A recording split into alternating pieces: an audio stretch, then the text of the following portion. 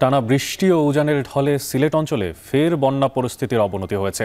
সুরমা ও কুশিয়ারা সহ 3টি নদ নদীর পানি বইছে বিপদ সীমার ওপর দিয়ে।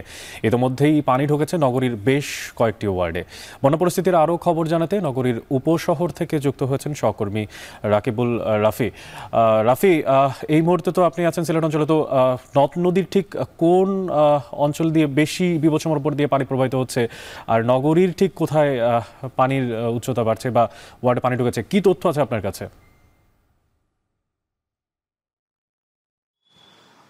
অনেক যে এই মুহূর্তে যেরকমটা বৃষ্টিপাত অব্যাহত আছে, আসলে গত রবিবার থেকে এবং সোমবার পর্যন্ত একটানা গত 2 দিন যে আবহাওয়া অফিসের তথ্য মতে প্রায় 260 মিলিমিটার বৃষ্টি হয়েছে, যেটা বন্যা পরিস্থিতি দ্বিতীয় দফায় উন্নতি হওয়ার পরপর আবার বেশ অবনতির দিকে এগোচ্ছে। এবং একই সাথে সাথে আমি যদি জানাই, আবহাওয়া অফিসের তথ্য মতে ভারতের মেঘালয় চেরাপুঞ্জিতে যে পরিমাণ বৃষ্টি হয়েছে, আসলে গত 2 দিনে 500 মিলিমিটার 550 মিলিমিটারের মতো বৃষ্টি হয়েছে।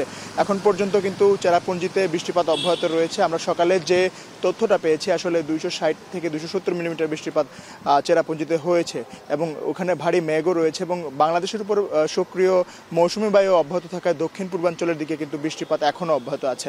এবং সিলেটে কিন্তু এখন পর্যন্ত বৃষ্টিপাতের যে পরিমাণটা, সেটা সকাল থেকে কমলেও কিন্তু গত 48 ঘন্টায় কিন্তু এক পরিমাণও কমেনি। এবং একই সাথে সাথে আমি যদি জানাই, সিলেটে গতকাল যে পরিস্থিতি আমরা দেখেছি, যে জলাবদ্ধতার যে অবস্থা, আসলে সিলেটের ঝর্ণার পাড় থেকে শুরু করে উপশহর, জল্লার পাড়, সুবহানীঘাট, যতরপুর, যেখানে প্রায় সময়ই অল্প বৃষ্টিতেই পানি উঠে যায়, সেই জায়গাগুলোতে এখন পর্যন্ত জলাবদ্ধতা বিদ্যমান। এবং একই সাথে সাথে সিলেটের যে পার্শ্ববর্তী যে কয়েকটি উপজেলা রয়েছে, 13টি উপজেলার মধ্যে 9টি উপজেলায় কিন্তু সিলেটের যে 18টি পয়েন্টে সুরমার পানির ডাইক ভেঙে কিন্তু 9টি উপজেলার দিক দিয়ে এবং লোকালয়ে কিন্তু পানি ঢোকা শুরু করে দিয়েছে। এবং একই সাথে সাথে গতকালকে আমরা দেখেছি যে গোয়াইনঘাটের উপজেলা প্রশাসন একরকম সতর্কবার্তা জারি করে দিয়েছে, কারণ এই যে গোয়াইনঘাট উপজেলায় কিন্তু আবারও পানি ঢুকে গিয়েছে এবং পানি ঢোকার সংখ্যা দেখে যাচ্ছে। এবং সিলেটের যে সুরমা পয়েন্টটা রয়েছে এবং সুরমার যে সিলেট পয়েন্টে, সেখানে কিন্তু 3 সেন্টিমিটার নিচে দিয়ে পানি প্রবাহিত হচ্ছে। এখনও কিন্তু ঠিক 10.80 থেকে 10.77 সেই 3 সেন্টিমিটার নিচে দিয়ে প্রবাহিত হচ্ছে। এবং